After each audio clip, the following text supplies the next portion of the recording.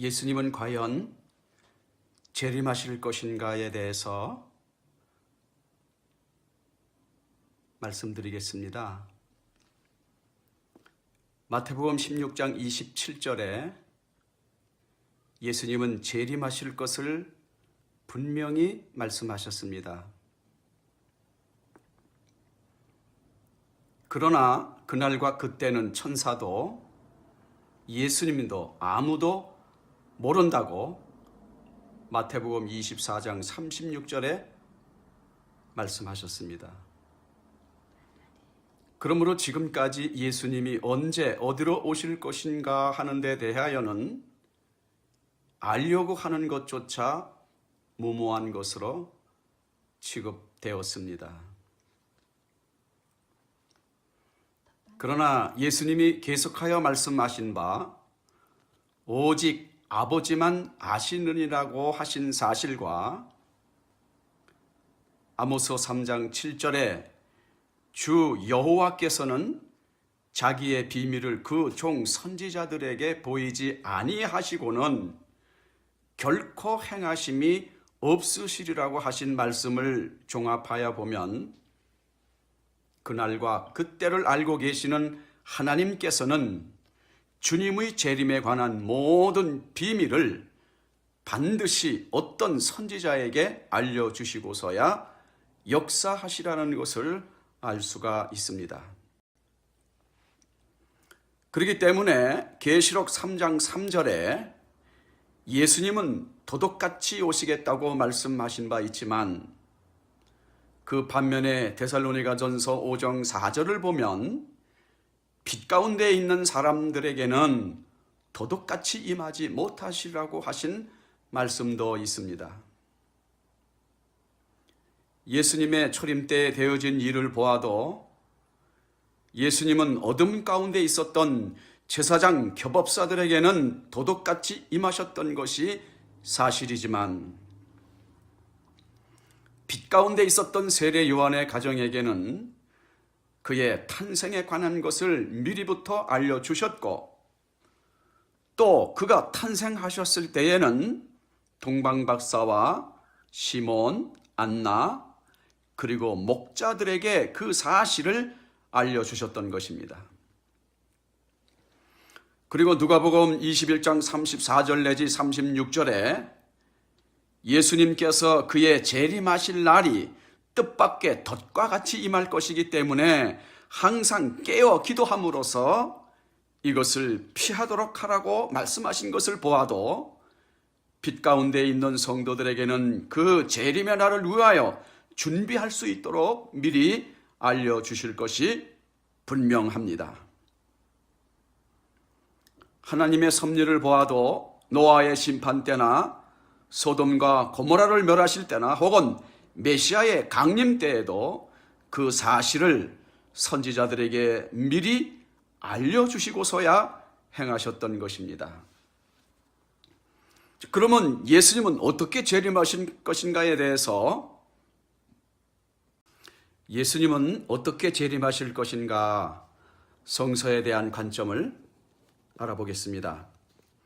하나님은 때 아닌 때의 것을 암시하여 어느 시대 어떤 환경의 사람이든지 자유롭게 그 지능과 심령의 성장 정도에 따라서 하나님의 섭리에 대한 시대적인 사명을 깨닫도록 하시기 위하여 모든 천륜의 중요한 문제들을 상징과 비유로 계시하여 나오셨습니다. 요한복음 16장 25절입니다.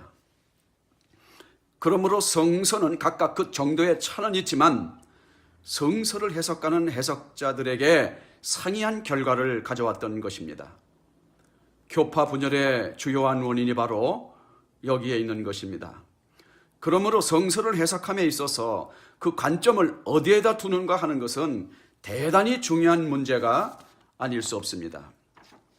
세례 요한에 관한 문제만 하여도 그 하나의 예가 되는 것으로서 우리는 예수님 이후 2000년간이나 세례 요한이 그의 책임을 다했다고 하는 선입관으로서 성서를 보아왔기 때문에 성서도 또한 그렇게 보았던 것입니다.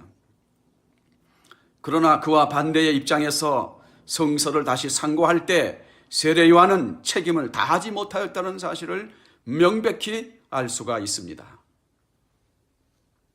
이와 같이 우리는 오늘에 이르기까지 성서의 문자에만 붙들려서 예수님이 구름 타고 오신다고 단정하는 입장에서 성서를 보아왔기 때문에 성서도 또한 그렇게만 보였던 것입니다. 그러나 예수님이 구름을 타고 오신다는 것은 현대인의 지성으로서는 도저히 이해할 수 없는 사실이므로 이제 우리는 성서의 문자가 말하고 있는 그 참뜻을 파악하기 위하여 종례와 다른 각도에서 다시 한번 성서를 재조명해 볼 필요가 있는 것입니다. 우리는 성서의 세례요한에 관한 부분에서 또 하나의 새로운 관점을 발견하였습니다. 예언자 말라기는 메시아의 강림에 앞서 이미 승천한 엘리야가 먼저 오리라고 말라기 4장 5절에 예언한 바 있습니다. 따라서 예수님 당시의 유대인들은 승천한 바로 그 엘리야가 재림하는 것이었기 때문에 의당 그는 하늘로부터 내려올 것이라고 믿고 그날만을 고대하였습니다. 그러나 놀랍게도 예수님은 사가랴의 아들로 태어난 세례 요한을 가리켜서 엘리야라고 분명히 말씀하셨던 것입니다. 마태복음 11장 14절입니다. 우리는 여기에서 엘리야의 재림이 당시 유대인들이 믿고 있었듯이 그가 하늘에서 내려오는 것으로서 이루어지지 않고 지상에서 세례 요한으로 출생하는 것으로서 이루어졌다는 사실을 바로 예수님의 증언에 의하여서 알게 되었습니다. 이와 마찬가지로 오늘에 이르기까지의 많은 성도들은 예수님이 구름을 타고 오실 것으로 믿어왔으나 일찍이 엘리야 재림의 실제가 우리에게 보여준 대로 재림 때에도 초림 때와 마찬가지로 그가 지상에서 육신을 쓰고 탄생하시리라는 것을 부정할 아무런 근거가 없는 것입니다. 따라서 예수님 당시의 유대인들은 누구도 다니엘 7장 13절의 말씀이 메시아의 재림에 관한 예언이라고 생각할 수 없었습니다. 그 때문에 당시의 유대인들이 이 예언의 말씀을 예수님의 초림 때에 되어질 현상으로 알고 있었던 것입니다.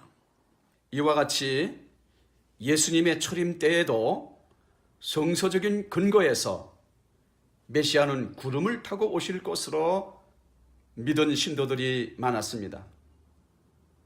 그러나 예수님은 실제에 있어 지상에서 육신을 쓰고 탄생하셨으므로 재림하실 때에도 그와 같이 될는지 모른다는 입장에서 우리는 성서를 다시 한번 조명해 보지 않을 수 없는 것입니다.